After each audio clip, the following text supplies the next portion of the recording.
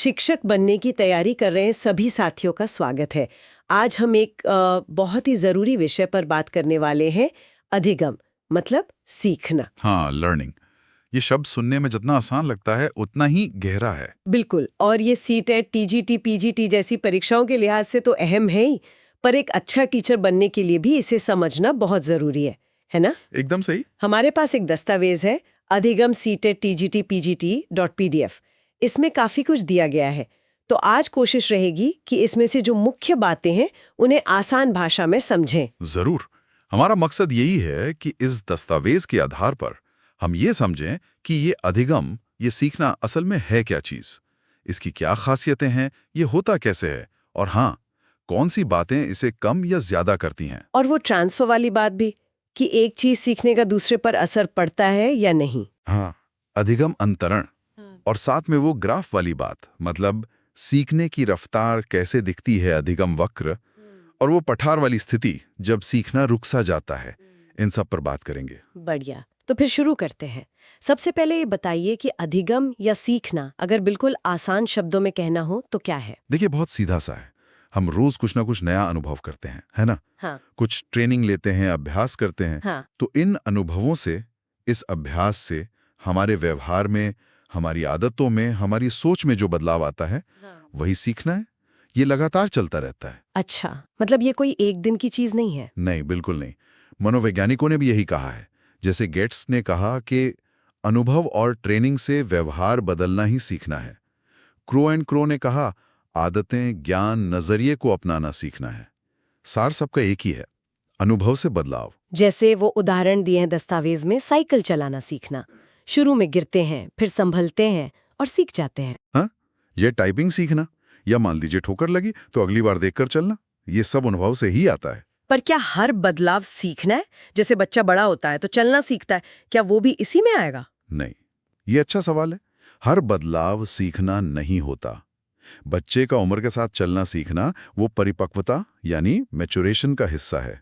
वो अंदरूनी विकास है। अच्छा। हाँ, सीखना वो है जिसमें बाहरी अनुभव, अभ्यास या कोशिश शामिल हो। जैसे बच्चा अगर प्रैक्टिस करके तेज दौड़ना सीखे तो वो सीखना है।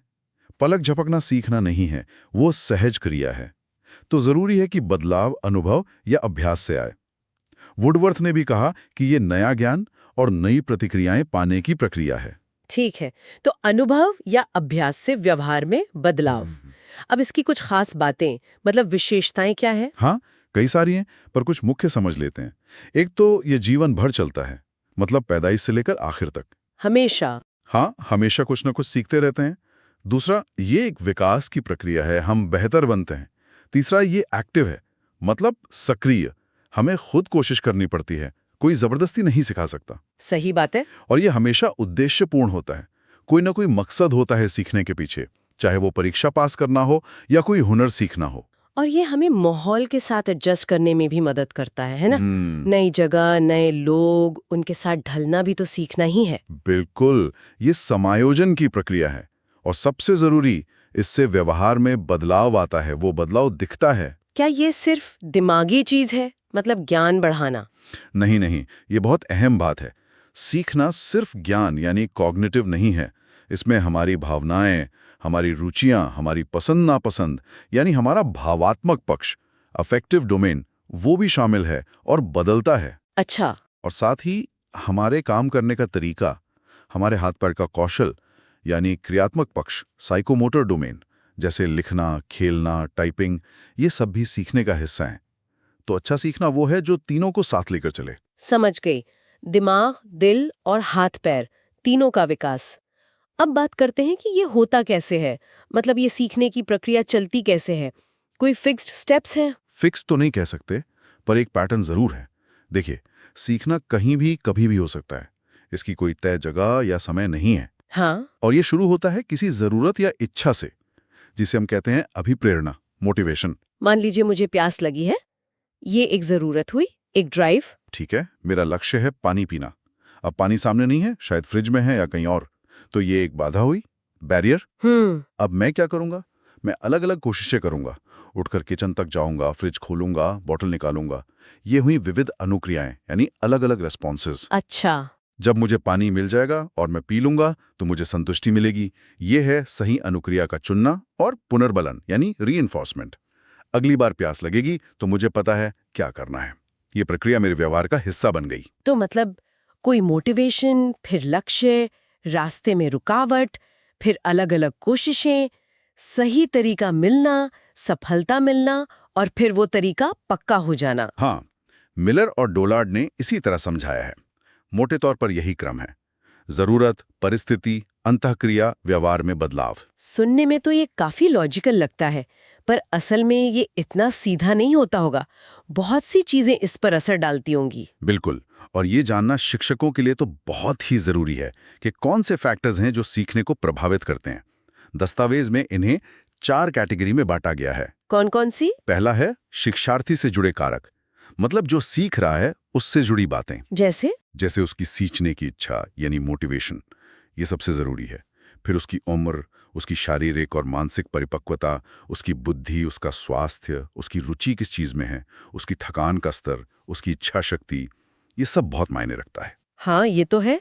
अगर बच्चा थका हुआ है या बीमार है तो कैसे सीखेगा? बिल्कुल।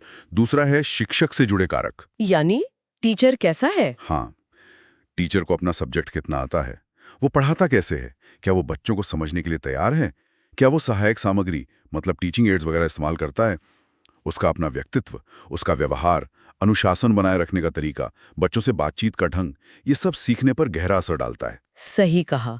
एक अच्छा टीचर मुश्किल चीज भी आसान बना देता है। और तीसरा है पाठ्यवस्तु से संबंधित कारक, मतलब जो चीज सिखाई जा रही है उसका कंटेंट। वो कैसा होना चाहिए?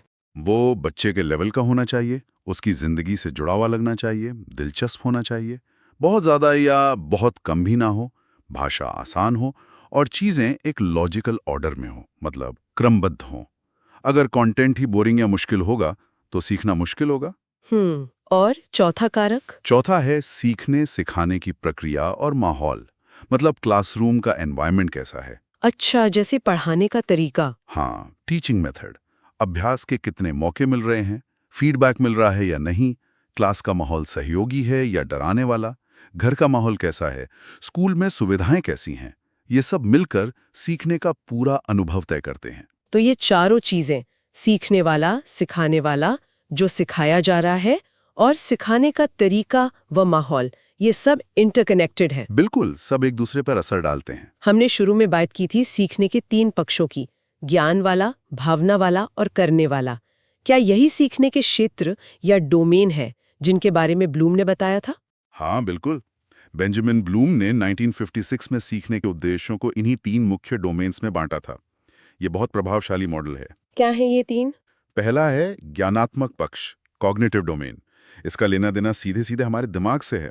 ज्ञान, समझ, विश्लेषण, मूल्यांकन, नई चीजें सोचना, जैसे सवालों के जवाब देना, प्रॉब्लम सॉल्व करना। ज्यादातर परीक्षाओं में शायद इसी पर जोर होता है। हाँ, अक्सर। दूसरा है भावात्मक पक्ष, अफेक्टिव डोमेन। ये हमारे दिल से, हमारी भावनाओं से जुड़ा है। हमारी रुचि, हमारा नजरिया, हमारी वैल्यूज, दूसरों के प्रति हमारी भावनाएं, एडजस्टमेंट, सीखने में मजा आना, किसी चीज को पसंद करना, अच्छी आदतें अपनाना। और तीसरा है क्रियात्मक या मनोगत्यात्मक पक्ष, साइकोमोटर डोमेन। ये हमारे शरीर, हमारे हाथ पैर के कौशल से जुड़ा है। लिखना, चित्र बनाना, खेलना, कोई मशीन चलाना, टाइप करना। अच्छा, तो मतलब आइडियली तो तीनों का विकास होना चाहिए। हाँ, प्रभावी शिक्षण वही है जो बच्चे के इन तीनों पक्षों का विकास करे। सिर्फ रटाना काफी नहीं है।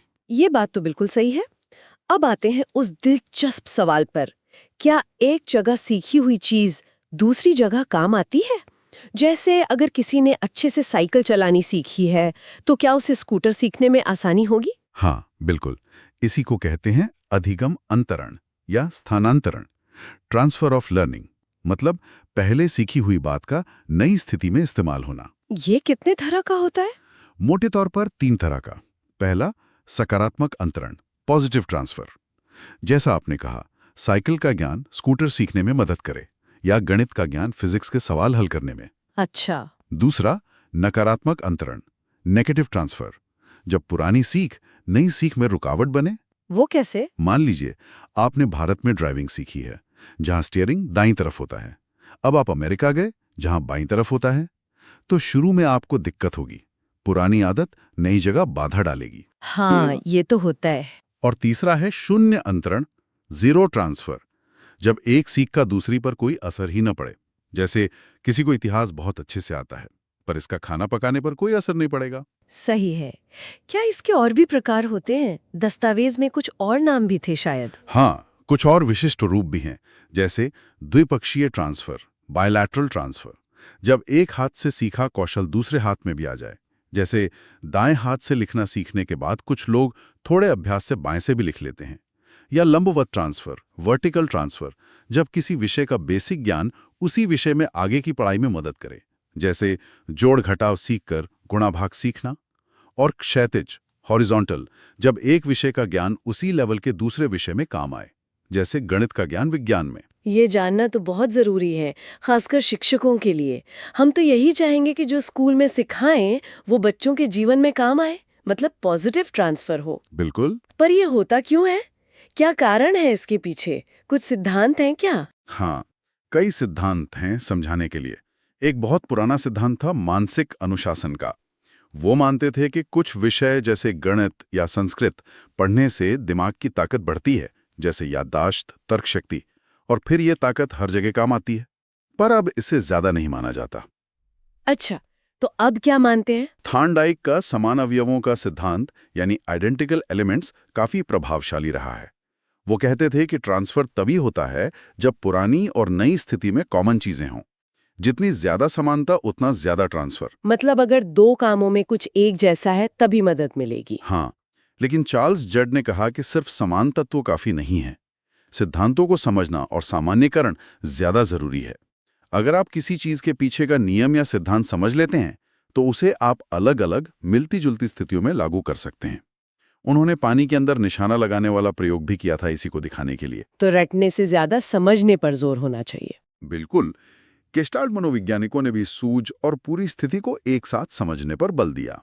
उनका मानना था कि जब हम समस्या के पैटर्न को समझ जाते हैं तभी ट्रांसफर होता है। एक और सिद्धांत आदर्शों और मूल्यों का है। जैसे अगर हमने एक जगह सफाई का महत्व सीखा तो हम उसे दूसरी जगह भी लागू करने की कोशिश करेंगे। तो सार ये है कि ट्रांसफर अपने आप नहीं होता, उसे बढ़ावा देना पड़ता है। हाँ, शिक्षकों को ऐसे मौके बनाने चाहिए जहां बच्चे सीखी हुई बातों को नई जगह इस्तेमाल कर सकें, कनेक्शन बना सकें। सही कहा। अच्छा, एक और बात, जब हम कुछ सीखते हैं तो क्या हमारी तरक्की हमेशा एक ही स्पीड से होती है? नहीं, ऐसा बहुत कम होता है। सीखने की रफ्तार में उतार चढ़ाव आते हैं। इसी को दिखाने के लिए अधिगम वक्र, लर्निंग कर्व का इस्तेमाल होता है। ये एक ग्राफ होता है जो दिखाता है कि समय या अभ्यास के साथ सीखने की मात्रा कैसे बदल रही है। ये कितने तरह के होते हैं? मुख्य रूप से 4 तरह के बताए जाते हैं। एक है सरल रेखीय वक्र, जिसमें सीखने की गति बिल्कुल एक समान रहती है, पर असल जिंदगी में ऐसा मिलना मुश्किल है। हाँ, ये तो आइडियल लगता है। दूसरा है उन्नतोदर वक्र। इसमें शुरू में गति धीमी होती है और बाद में तेज हो जाती है। जैसे कोई बहुत मुश्किल चीज सीख रहे हों तो शुरू में धीरे धीरे समझ आता है, फिर एकदम से गति पकड़ लेता है। और तीसरा? तीसरा सबसे आम है नतोदर वक्र। इसमें शुरू में सीखना बहुत तेज होता है, फिर धीरे धीरे गति कम हो जाती है। जैसे कोई नया म्यूजिक इंस्ट्रूमेंट सीखना शुरू करें तो शुरू की बेसिक चीजें जल्दी आती हैं, पर आगे एक्सपर्ट बनने में बहुत समय लगता है और गति धीमी हो जाती है। अच्छा, ये वाला सबसे कॉमन है। हाँ, और चौथा है मिश्रित या एस आकारीय वक्र, एस शेप्ड कर्व। इसमें शुरू में धीमा, फिर तेज और फिर आखिर में धीमा। ये कॉनकेव और कॉन्वेक्स का मिक्सचर जैसा है। ज्यादातर लंबा चलने वाला सीखना ऐसा ही होता है। पर कभी-कभी ऐसा लगता है ना कि हम कोशिश तो कर रहे हैं पर कुछ सीख नहीं पा रहे, तरक्की रुक सी गई है। हाँ, बिल्कुल। उसे ही अधिगम पठार, लर्निंग प्लेटू कहते हैं। ये वक्र का वो हिस्सा होता है जहां लाइन सीधी हो जाती है, मतलब फ्लैट। अभ्यास चल रहा है पर परफॉर्मेंस में सुधार नहीं दिख रहा। ये क्यों आता है पठार? कई कारण हो सकते हैं। हो सकता है कि अब विषय ज्यादा मुश्किल हो गया हो, या सीखने वाले का मोटिवेशन कम हो गया हो, थकान हो गई हो, या शायद तरीका ही गलत हो। या ये भी हो सकता है कि व्यक्ति अपनी उस समय की सीखने की सीमाओं पर पहुंच गया हो, पर यह अक्सर टेम्पररी होता है। तो इससे निपटा कैसे जाए? तरीके बदलने पड़ते हैं। शिक्षक शायद पढ़ाने का तरीका बदलें, छात्र को थोड़ा आराम दें, उसे फिर से मोटिवेट करें, उसकी मुश्किलों को समझकर दूर करें, थोड़ा प्रोत्साहन दें। पठार का मतलब ये नहीं कि सीखना बंद हो गया, बस एक ब्रेक है या दिशा बदलने का संकेत है। समझ गए। अब आखिर में एक और जरूरी बात, परिपक्वता यानी मैच्योरिटी। इसका सीखने में क्या रोल है? ये बहुत अहम है। परिपक्वता यानी मैच्योरेशन वो शारीरिक और मानसिक बदलाव हैं जो उम्र के साथ स्वाभाविक रूप से होते हैं, ज्यादातर हमारे जीन्स की वजह से। जैसे बच्चे का चलना सीखना, आवाज बदलना, इसके लिए खास ट्रेनिंग की जरूरत नहीं होती। और सीखना? सीखना, जैसा हमने कहा, अनुभव और अभ्यास से होता है। ये बाहरी वातावरण पर ज्यादा निर्भर करता है। अब सीखने के लिए एक न्यूनतम स्तर की परिपक्वता जरूरी है। जैसे आप 6 महीने के बच्चे को लिखना नहीं सिखा सकते, क्योंकि उसके हाथ की मांसपेशियां अभी उतनी विकसित नहीं हुई हैं। वो शारीरिक रूप से परिपक्व नहीं है उस काम के लिए। तो परिपक्वता एक तरह से सीखने की नींव रखती है? बिल्कुल। परिपक्वता क्षमता लाती है और सीखना उस क्षमता का इस्तेमाल करता है। बिना जरूरी मैच्योरिटी के सिखाने की कोशिश बेकार है, बल्कि बच्चे पर बुरा असर भी डाल सकती है।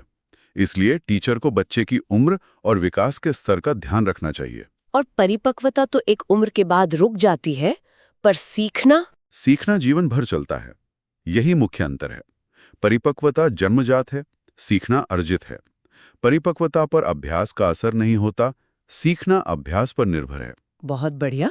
तो आज हमने सीखने की इस पूरी प्रक्रिया को काफी गहराई से समझा। हमने जाना कि सीखना क्या है, उसकी विशेषताएं, उसकी प्रक्रिया, उसे प्रभावित करने वाले कारक। हाँ, और साथ ही अधिगम स्थानांतरण, अधिगम वक्र और पठार और परिपक्वता का महत्व, ये सब बातें एक दूसरे से जुड़ी हुई हैं। बिल्कुल। तो संक्षेप में, सीखना सिर्फ जानकारी इकट्ठा करना नहीं है, बल्कि अनुभव से खुद को बदलना, ढालना और विकसित करना है। ये एक लगातार चलने वाली, सक्रिय और उद्देश्यपूर्ण प्रक्रिया है। एकदम सही। और शिक्षकों के लिए ये समझना बहुत जरूरी है कि वो कैसे एक ऐसा माहौल बना सकते हैं जहां सीखना आसान, दिलचस्प और प्रभावी हो सके और बच्चे के तीनों पक्षों का विकास हो। और अंत में हमारे सुनने वालों के लिए शायद एक सवाल सोचने को। हाँ, क्यों नहीं। हमने बात की कि सीखना अनुभव से होता है, तो क्या हम अपने खुद के सीखने के अनुभवों पर ध्यान देते हैं? हम कैसे सीखते हैं? कौन सी चीजें हमें सीखने में मदद करती हैं, कौन सी रुकावट डालती हैं? क्या अपने सीखने के तरीके को समझना और उसे बेहतर बनाना भी एक तरह का सीखना नहीं है? बहुत अच्छा सवाल है। इसी विचार के साथ आज की ये चर्चा यहीं समाप्त करते हैं। उम्मीद है ये आप सबके लिए उपयोगी रही होगी। धन्यवाद।